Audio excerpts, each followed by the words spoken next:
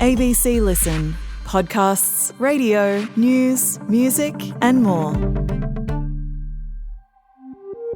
Nearly 2 years ago, Erin Patterson served beef Wellington to her family at that now infamous mushroom lunch, and her murder trial has finally begun. I'm Stephen Stockwell. Each day, we're racing straight from court to our Mushroom Case Daily studio to bring you all the evidence from the trial. We'll have a new podcast every evening that court is sitting. To make sure you don't miss new episodes, hit the follow button on the Mushroom Case Daily podcast. You can find it on the ABC Listen app.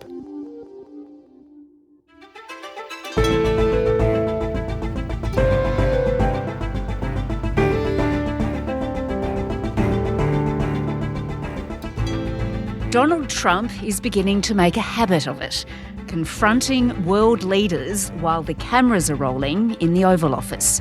His latest victim, South African President Cyril Ramaphosa, who was ambushed with Trump's claims that white farmers are being persecuted in his country. Today, Nancy Jacobs, a professor of history at Brown University, on why Trump is so keen to spread false assertions of genocide and why white South Africans are going to the US as refugees. I'm Sam Hawley on Gadigal land in Sydney. This is ABC News Daily.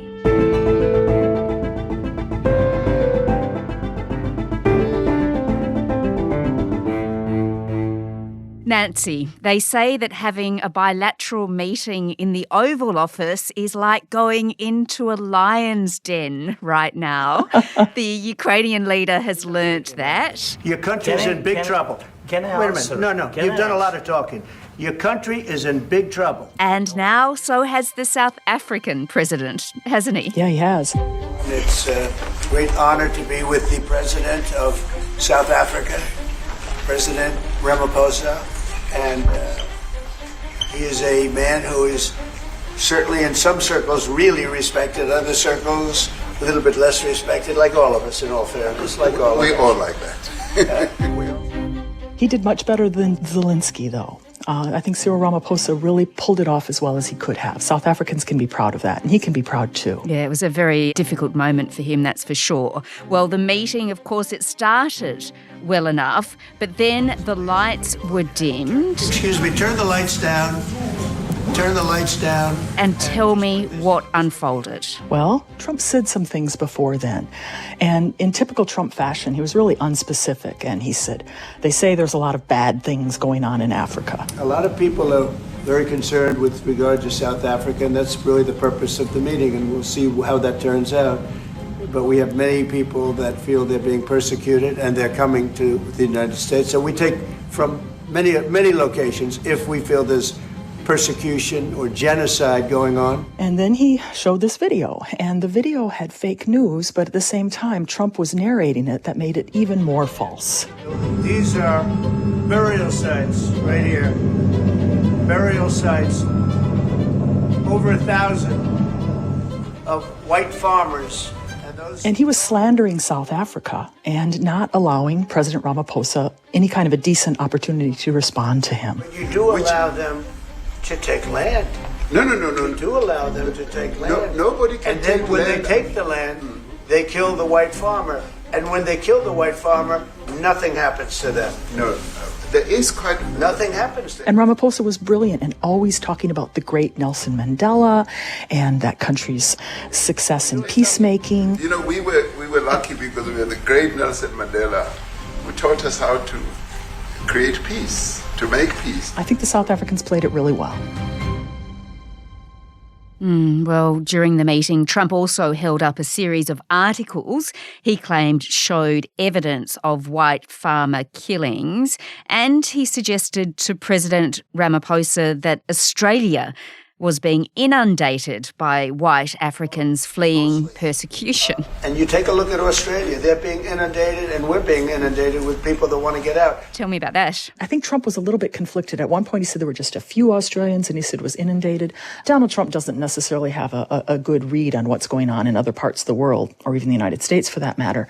But I want to say that, you know, Australia is a part of this history. Back in 2018, it was Peter Dutton, was that who it was? Yes, he was a former Home Affairs Minister at the time, and he'd made some comments on 2GB. I remember that. And I remember he was talking about how white South Africans, particularly farmers, were so oppressed and that South Africa should have some sort of a fast track on visas to allow them into the country. We have the potential to help some of these people that are being persecuted. So I've asked my department to have a look at options and ways in which we can provide some assistance, because I do think on the information that I've seen, people do need help, and they need help from a civilized country like ours. And the whole world thought this was ridiculous and awful, but the world's changed a lot since 2018, I guess, because this policy is actually happening in the United States.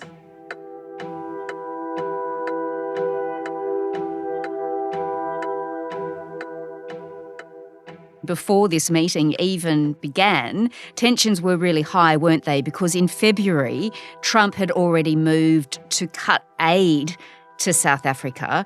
And while his administration had basically frozen refugee programs, it actually opened the doors to white South Africans. A warm welcome for an unlikely group of refugees. Welcome. Welcome to the United States of America. Nearly 60 white South Africans arrived in the US after being granted refugee status on the basis of being victims of racial discrimination.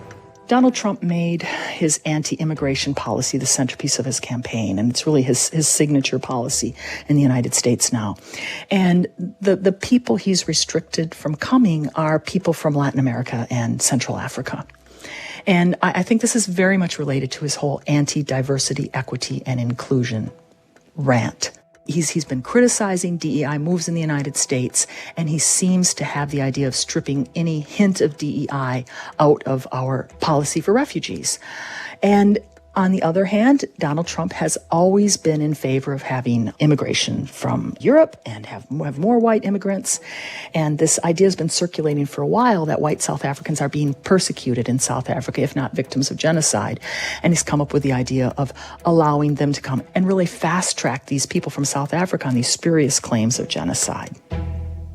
But the data doesn't back up any of these claims. The claim of genocide is just not true. No, it's ridiculous. So South Africa's a really violent country. They've got a real problem with crime, and they've got a problem with murder. And some of these crimes are in rural areas. And there have been crimes against white farmers, murder, home invasions and murders. Now, they reached a peak in the late 1990s and early noughts, but they've diminished since then. Since 2020, there have been 247 murders in the countryside and rural areas. And that's too many, right? But it's not established that this crime, these 247 murders, are actually racialized, that white people are disproportionately targeted. In fact, those 247 murders in the countryside over the last 5 years were people of all races. And so last week, for the first time, the South African police gave a breakdown by race. They didn't usually keep those statistics. And they said over the past 6 months, 18 people were killed in the countryside, and 2 of those were white. There is violence in the countryside. Everyone admits that. The violence does not seem to disproportionately affect white people. Genocide has a really specific meaning. It's the deliberate and systematic destruction of a group, and that is not happening in South Africa today.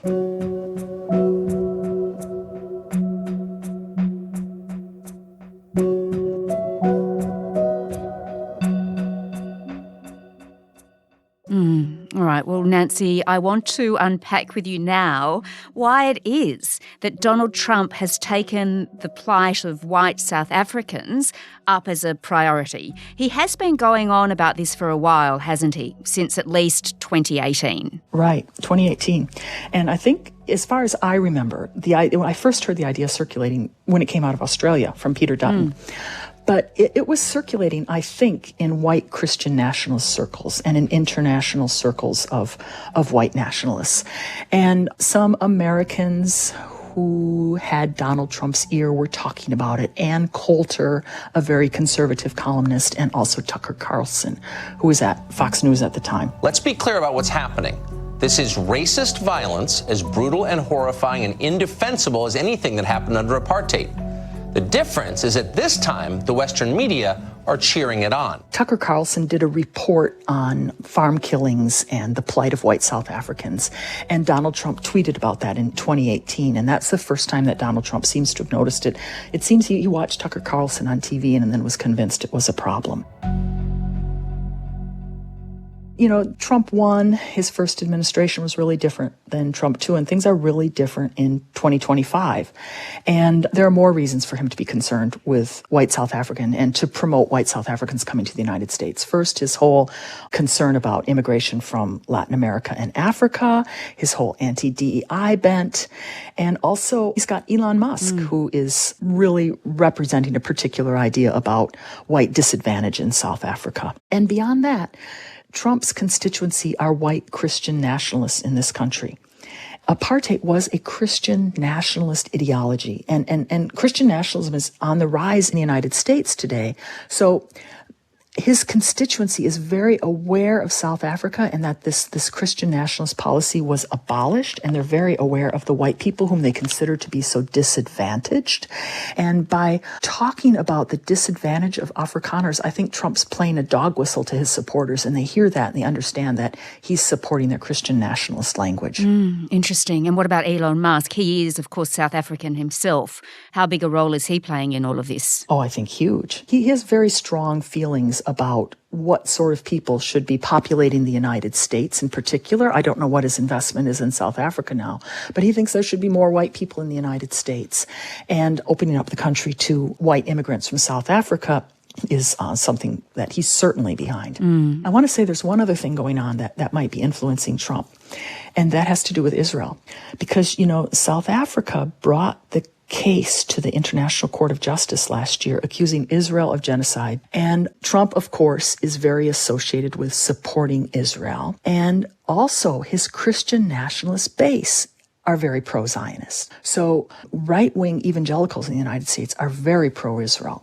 So by supporting Christian South Africans who've been victims of the South African government, the same South African government that has accused Israel of genocide, and by accusing the South Africans of genocide, Trump's really turning the whole discourse of genocide on its head in ways that I think are really quite delighting his base. All right. Well, Nancy, as you said, South Africa does have one of the highest murder rates in the world, and crime is a massive problem.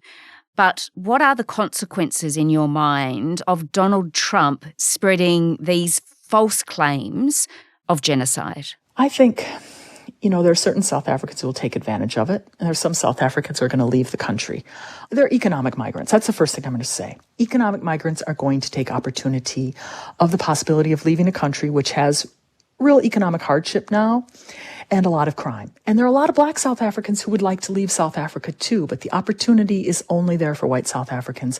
And those who can go will go.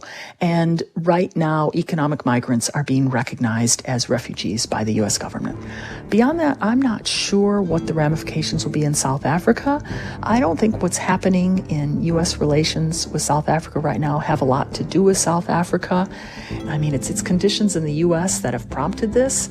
I see this as much more portentous as a problem for the United States than for South Africa right now. Nancy Jacobs is a professor of history at Brown University and has studied South Africa for 40 years. This episode was produced by Sydney Peed and Sam Dunn. Audio production by Adair Shepherd. Our supervising producer is David Cody. I'm Sam Hawley. Thanks for listening.